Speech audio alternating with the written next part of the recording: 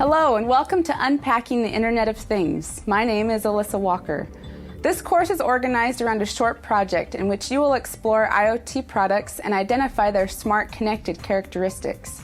Before you jump in and begin the project, we want to give you some context associated with the smart and connected capabilities of IoT products in general. To do this, we provide a collection of presentations, videos, and demos informed by industry use cases and academic research.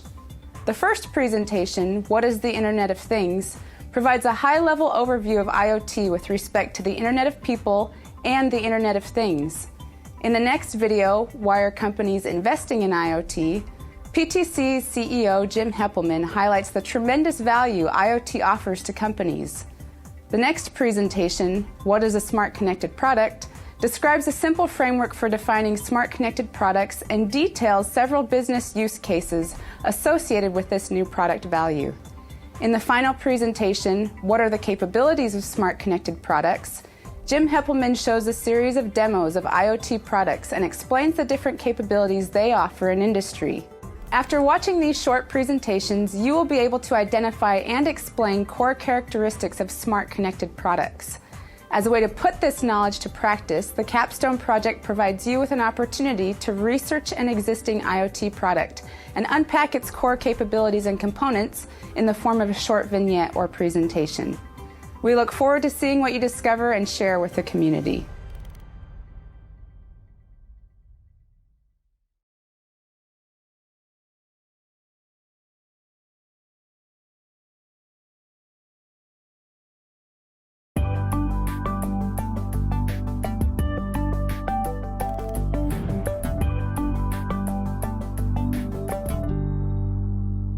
Hello, I'm Dr. Jordan Cox and I'm an engineer and I work at PTC. I've been involved in product development for over 30 years. I've seen a lot of exciting changes during that period of time, and the Internet of Things is one of the most exciting. The Internet is composed of two separate communities, the Internet of People and the Internet of Things, or IoT. The Internet of People grew organically over the past 20 years to become an interconnected network of billions of people. Its primary purpose is to connect people, collate information, and enable people-to-people interactions. The Internet of Things has been growing organically for the past 10 years and has the potential to become far larger than the Internet of People, 10 to 100 times bigger. Its primary purpose is to connect machines, people, and data, and to enable people-to-machine and machine-to-machine interactions. Thus, the Internet is the combining of the two Internets of people and things into one integrated network. Of course, they never were really separate, but it helps to think of them that way to facilitate the study of IoT. Let's look closely at the two Internets and explore what actually happens in each. The Internet of People allows people to connect by becoming a clearinghouse of information. People post information that becomes available to other people, generating a great deal of information that is being pumped into the cloud by people. In the Internet of Things, things are pumping data into the cloud so that products can be monitored, controlled, optimized, and automated. Information and data are streaming into the cloud from both people and things. The Internet of Things enables fundamental changes in how products function and how we derive value from them. Products are becoming a combination of physical components, smart components, and connectivity components.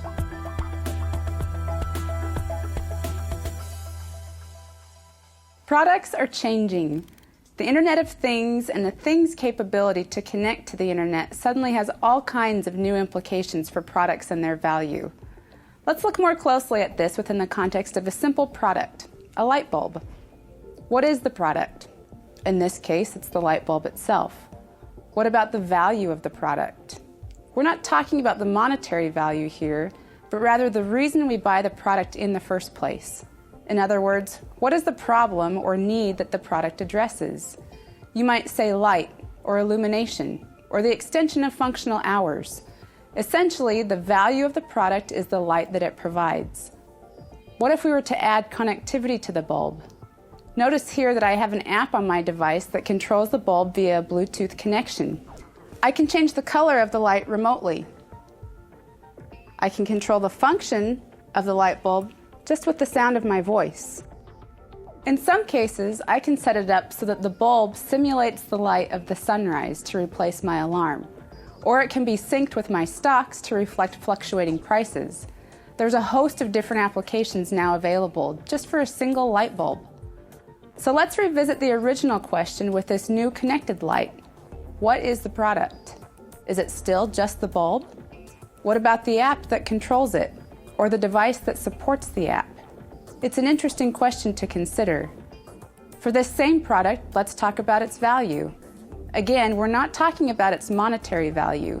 Rather, why do we buy this product in the first place? Is it just for the light or illumination as with the original unconnected bulb? Is it the array of colors, many light bulbs in one? The fact of the matter is the value of the product has changed. It now adds value in the form of light, remote control, entertainment, and even the overall experience. So back to the original premise. Products and their value are changing. Previously, with the original bulb, you were really just looking for a bulb that had a certain wattage. You needed a 75-watt bulb or a 100-watt bulb, for example. You may have also included the color of the light, yellow or white. But most likely you weren't looking for an experience when you went to purchase the light bulb. It was fairly simple because the product was simple. Now that products are changing and you have systems of products, an app, a bulb, connectivity, the product value changes as well. I can now go looking for a light that can be synced to music or sound, a light that simulates the sunrise to replace my alarm, a light that I can control from my device because it's just too much trouble to walk across the room and turn it on. Whatever it might be, there's no question that the value of products is changing because products themselves are changing. Now that you know a little bit more about the Internet of Things and how it's impacting product value, let's focus in on why companies are investing in IoT. Jim Heppelmann, PTC CEO, recently talked about this. The next video is an excerpt from his presentation at a global IoT event.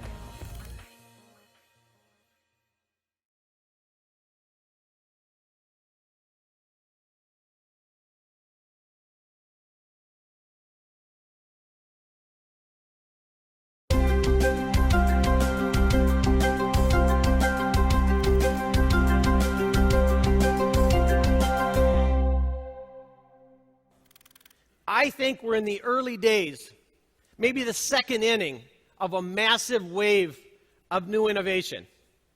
Let me put it in perspective. Today, according to the U.S. Government Census Bureau, there's about 7 billion people on the planet Earth. About 1/3 of these people are connected to the internet with smartphones and tablets and traditional computers. But in 2010, we hit an important milestone where there were more things connected to the internet than there were people on Earth. So the basic math suggests that these things aren't just smartphones, tablets, and computers anymore. They must be something else. Maybe your Fitbit, your thermostat, your car, you name it.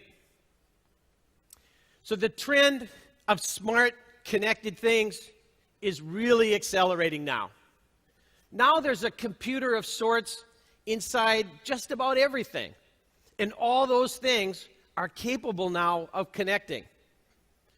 In 2020, the Census Bureau projects that there will be about 8 billion people on Earth. But many firms are projecting that there will be 50 billion connected things in that same time frame.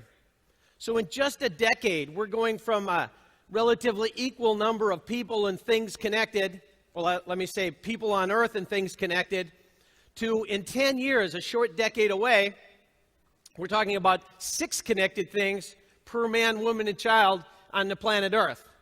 And again, obviously, we're not talking about tablets and smartphones.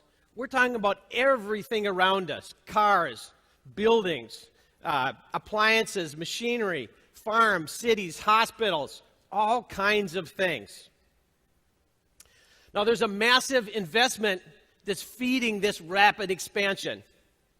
The market intelligence firm IDC, whose headquarters is nearby in the Boston suburbs, says that in 2013, the Internet of Things solution market had $1.9 trillion of investment.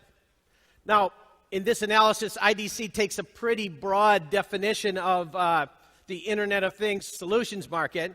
It includes the smart connected things, the connectivity services, the software platforms and applications, the security, the analytics, and really everything related to smart connected products. Now, PTC did our own little part to prop up that number because we spent more than $100 million to acquire an exciting new Internet of Things software platform called ThingWorx on the last day of 2013. Now, I promise you'll get a lot more on that later on here in the morning, but that's not specifically the focus of my session. But I wanted to say there's a reason why the world and PTC are making such big investments, and that's because so much value can be created by this phenomenon. In fact, in 2013, the strategy firm McKinsey published a paper, a pretty comprehensive paper, that took a look at the top dozen or so most disruptive technologies. And right up near the top of the list was Internet of Things, just ahead of cloud computing. And McKinsey determined that by the year 2025, this Internet of Things phenomenon will generate $6.2 trillion of global economic value add. Now, in this case, the definition of economic value add means either an incremental dollar of revenue added or a dollar of cost subtractive from what would have been the undisturbed baseline. So this is real, interesting, meaningful value. I mentioned that Internet of Things ranked higher than cloud computing in this analysis. It actually was 10 times larger than 3D printing in terms of the economic value that it will create. And I think, particularly in this audience, we all know how important 3D printing is as well. So the Internet of Things is big, and it's important, and it's real. But I think, personally, most of the world doesn't really get it yet. The Internet of Things isn't about the Internet. The Internet part really isn't changing much. It's all about the things. The things are what's changing. That's where the real innovation is happening.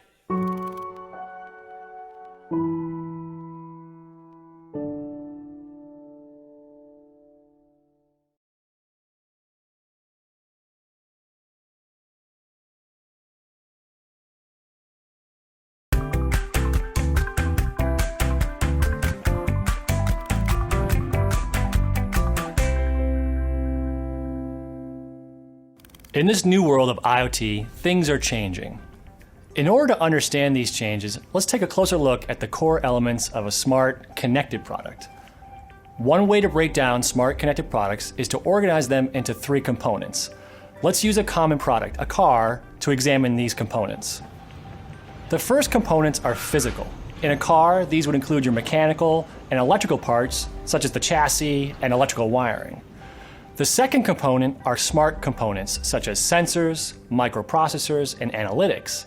For example, tire sensors that measure air pressure. The third component is connectivity. These are the ports and connection devices that send the data from the product up to the cloud. For example, you can have cellular or satellite connectivity in your car that sends data about engine performance over time. Let's take a look at another product example, this time the Fitbit. This is a smart connected device, also called a smart wearable, that's used to record the number of steps you take, as well as other metrics such as mileage, calories burned, and other health statistics. In this example, one of the physical components is the wristband itself. It also has a plastic insert that stores other components of the product. The smart components include the accelerometer, which measures your steps by correlating arm movement with step movement. Another smart component is the analytics engine that collects and crunches your data, which is ultimately displayed on your Fitbit app or computer program. Lastly, the connectivity component is either a Bluetooth connection, which sends your data wirelessly, or a hardwire that you can use to connect the Fitbit to your computer. Smart connected products like the Fitbit raise an interesting question. What are the implications of transforming traditional products, a wristband, into smart connected products, a smart wearable like the Fitbit?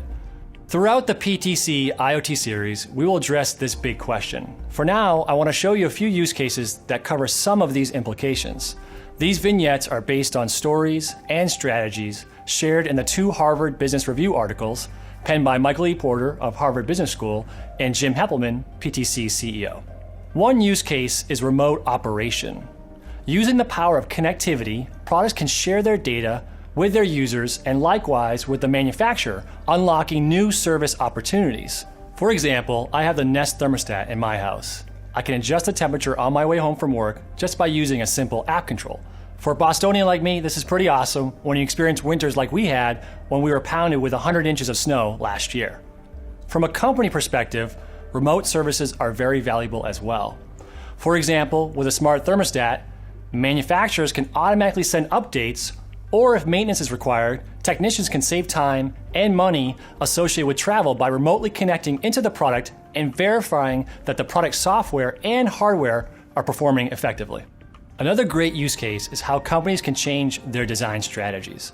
For example, IoT enables a new design strategy known as evergreen design. The premise is that when products are operating in the field, new software features can be created that then are sent digitally to the product. The Tesla car illustrates this concept well. Tesla actually used this evergreen design strategy to avoid a major recall. A few years back, when there were several instances in which the battery cell of the car actually rubbed against street curbs as the car turned corners, causing fires. Instead of sending all the Tesla cars back to the dealer or a mechanic shop, the company sent a software update that automatically raised the clearance of the car chassis where the battery was located. Tesla's evergreen design saved the company money, as well as the customer time and money associated with a traditional recall. Another big game changer in business is the value add from big data. Now that products can share information throughout their product development cycle, there is in essence a stream of data that we can collect, analyze, and use to inform all sorts of business decisions. The practice of using big data is not new. For example, in the retail market, companies are using purchasing behavior data to inform their business decisions. A great example comes from 2004 when Walmart conducted a big data study on customer purchasing behaviors prior to hurricanes. What they found was surprising. A few days prior to the forecasted hurricane, people bought a significant amount of Pop-Tarts, in particular strawberry Pop-Tarts. The day of the hurricane, they bought more beer. So based on this data, Walmart adjusted their stock supply in anticipation of this demand. This use case is unique in that data was originating from people's shopping behaviors.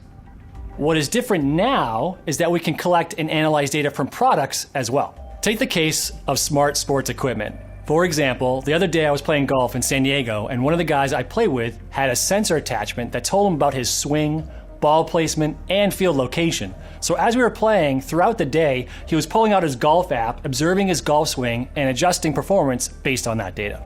This is great for the user, and there's also added benefits for the company. For example, the tennis racket company Babolat has sensors attached to their Play Pure Drive product, which collects data about a player's swing, the speed of their ball, and impact location. In addition to providing this service, Babolat also provides a training service where, based on the player's performance, Babolat will provide consulting, hitting tips, and other development programs. In this use case, big data is transforming a traditionally hardware-oriented company into a service company as well. This brings me to my last example, which illustrates a radical change in how businesses perceive product value.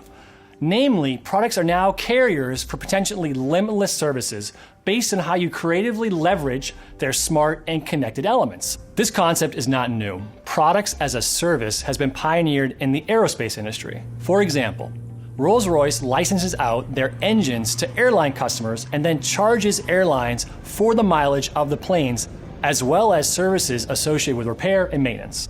This is generally known as power by the hour.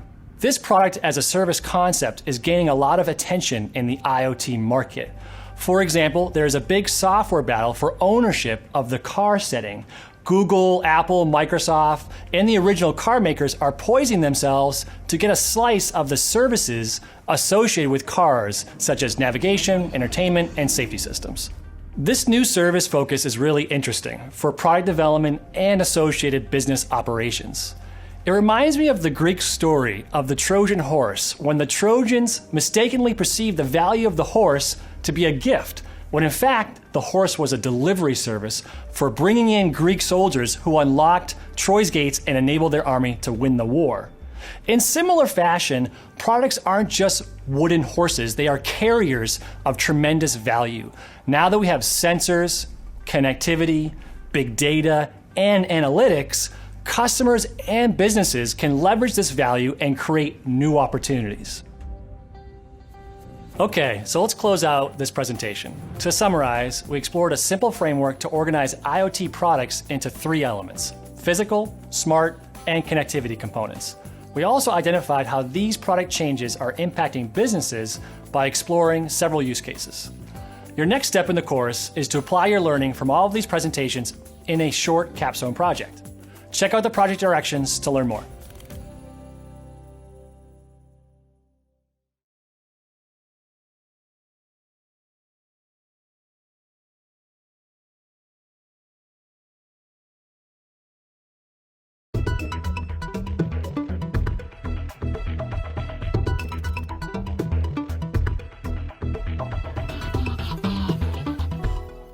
What can we do now with smart connected products that we couldn't do with the previous generation?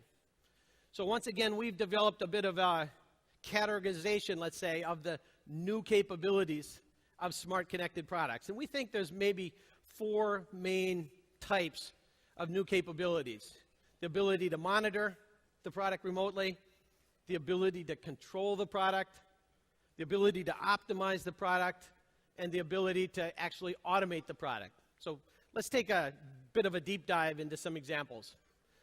So the first new capability is monitor. You know, there is no need in this new world to be physically coincident or proximate to the product. In the old world, if you want to know what the product's doing or how it's operating, you have to be where the product is, which means you need to get in your car or truck and drive to the product, or you need to put that product in a car or truck and bring it back to you at the dealership. Now you know what's happening, okay? In the new world, we don't have this need for physical proximity. We now can determine the condition of the product, the environment of the product, and the operation of the product remotely. So a great example is a biotronic pacemaker. I think everybody knows what a pacemaker is. It's embedded inside a human thing.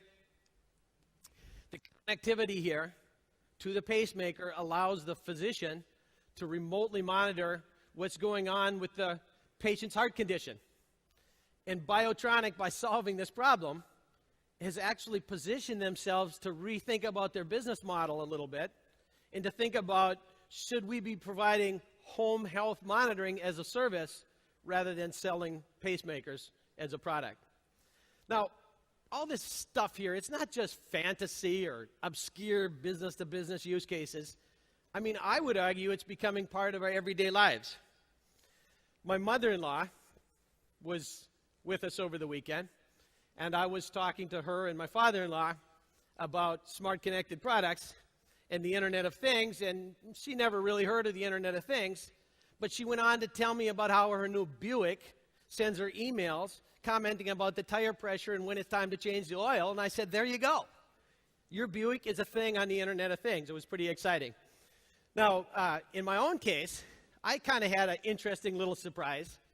I have a barn. I live about 20 miles away, and I have this beautiful barn with this big solar energy system I installed on the roof.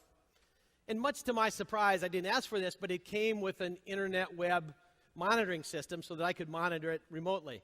And it proved to be quite interesting and useful, and just for fun, I want to show you how it works. So here we are. You can see we're right around the 8 o'clock hour. We're getting 0.8 kilowatt hours of electricity right now. You can see to date, I've generated 37.27, let's call it, megawatts of power. I can say what's happened this week. And I can see that, quite frankly, the electrical output fluctuates day by day, and that's because some days are sunny and some aren't. I might say what's happened this month. I can see it by days, and you see pretty wild fluctuations. So I like to play with some of these reports. I can drill down, and I can say, show me how many dollars I've saved over the last year. So this is kind of interesting. I've saved $3,736 and change in electrical costs over the last year. And it fluctuates by month here. You can see this month I had $356 and $359, but in December, I was way down to $150 worth of electricity. So this tells me how much money I'm saving, but I don't know if it's good or bad.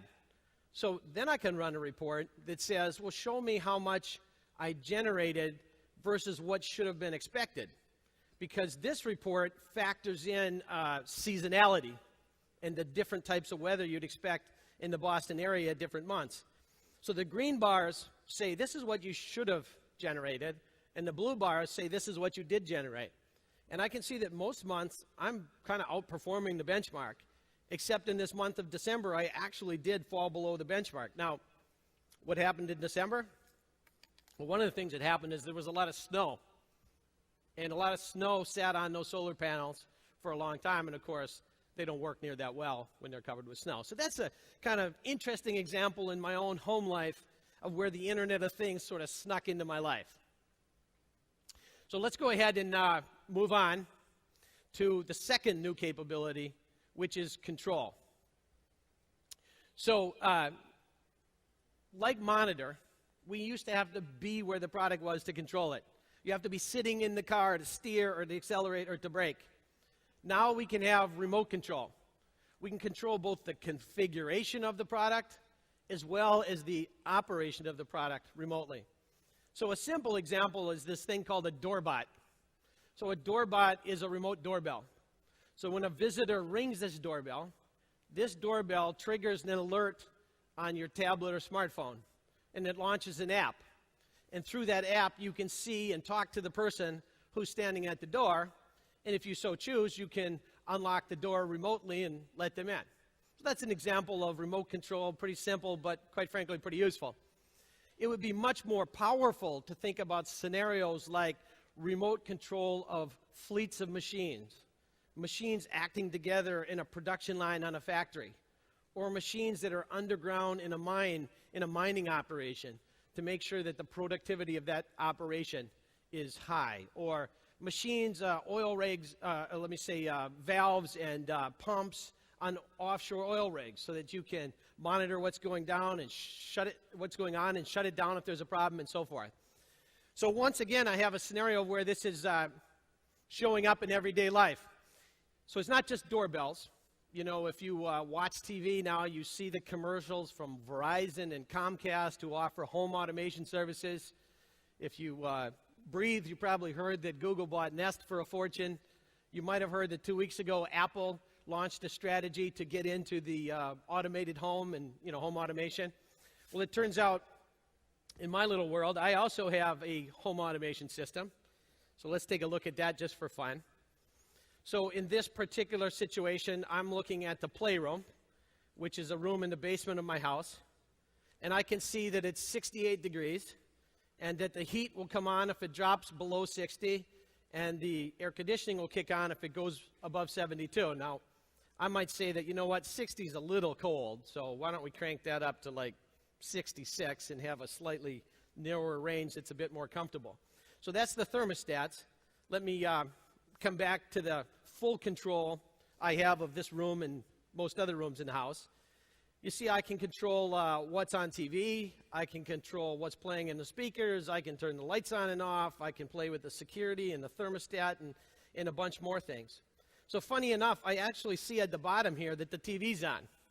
Well, some of you remember that's part of the commercial that plays on TV is, we left the TV on. Can we go turn it off? Yeah, we can. I'm in the process here of turning it off, and it'll go away in a second. Maybe what I'll do instead is turn on some music. So I'm going to go and say I want Sonos to play in that room. So Sonos is loading up now and taking inventory of my different online music systems.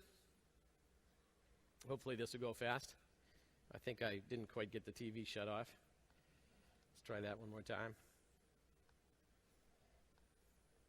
Anyway, you get the gist of it. I don't have enough time to play with it. So anyway, that's sort of an interesting example of control. I better take these glasses off. So the third capability, which I don't have a demonstration of, is optimize. By this I mean optimize the performance of the product by changing your strategy depending upon what you see. And of course, optimize the uptime by monitoring the conditions that are developing and try to intervene or change things if need be. So, a simple example that's real would be, imagine the ability to reconfigure a bank of elevators in a tall office building by dynamically dividing them into short haul and long haul routes depending upon the traffic that's trying to get in and out of the building to different floors at different times of the day. So you can be very dynamic about this, and every time you walk up to that elevator bank, they might be configured differently. Now, it's a good idea because every elevator shouldn't have to stop at every floor, which is kind of what tends to happen if you don't intervene and optimize and divide them into long routes and short routes and so forth. So that's one example. Other examples would be tractors or heavy machinery, where you can actually optimize the horsepower of the engine, increase, decrease the horsepower, burn more fuel, less fuel, depending upon the load, maybe sell the upgrade to the customer because they're now entering a new domain with your product and they need more from your product and you need more revenue from them in trade. So that's all, the ability to intervene and reconfigure the remote software. Another example would be remote diagnostics and service, where you actually log into that thing and find out what's the problem and fix it. Or you push upgrades out to it each time you have a patch or a new feature, like Bose did for my SoundLink system recently when I logged in. So optimize is a third category. And then the fourth new capability is automation. And by automation, I really mean having very sophisticated algorithms that can consider many different sources of input and data, so that they can analyze the product's performance and its environment, and then have sort of real-time reaction to what's going on. So a fun example that's here at the show is this yellow thing called a bioswimmer from one of PTC's partner, Boston Engineering. Now, I would call this thing a fish bot, but they actually call it a underwater autonomous vehicle. But it's designed to mimic the shape and the motion of a tuna so that it can stay on course and achieve its mission independent of currents and waves and things like that. And a device like this is used to map out terrain or perhaps perform some kind of search and rescue or something like that. So autonomous products can act alone, as this one does, unless they've taught it how to be a fish in a school of fish. But, they can also act in coordination with each other. And again, we're approaching the day where it'll be commonplace to see smart factories that contain smart connected things that are working pretty much autonomously to create smart connected things. It's a pretty exciting vision, and I think it's more real than people think that it probably is.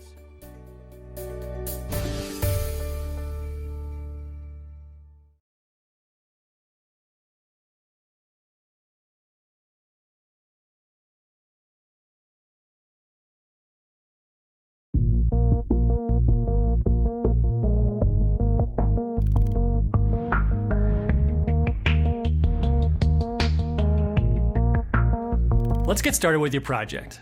In the market, there's a growing list of IoT products that are being used in everyday activities like taking care of your house or watching your fitness, as well as industrial applications such as monitoring smart factories or optimizing jet engines. Using your new frameworks, the 3 components and 4 capabilities of a smart connected product, we invite you to explore existing IoT products and then share them with your peers in the course. To give you some structure, we identified several elements to be sure to include in your IoT vignette. First, the goal is to create a visual that explains the core components and capabilities of an existing IoT product. There are no restrictions on the type of IoT product you choose to showcase. Second, plan to share some of your insight on how this product benefits the customer and/or the company. Finally, you will share your vignette on PTC Community, which is an online social networking space where you can share ideas, resources, and other topics related to IoT and product development. How you present your illustration is up to you. In the end, you will need to create a digital file or URL that you can share on PTC Community. As an example, you could submit a slide deck using MS PowerPoint or Google Slides, or a product brief, which is a one-page document that illustrates a product and its functionality. Or a storyboard, where you would illustrate the product in action, focusing on the user interaction with the product. If you're thinking about where to begin, we recommend checking out iotlist.co, which has a collection of IoT products, often including a visual and video overview. In addition, the Harvard Business Review articles referenced in this course provides a rich setting to learn more about IoT products in the marketplace today. Good luck, and we look forward to checking out your vignettes on PTC Community.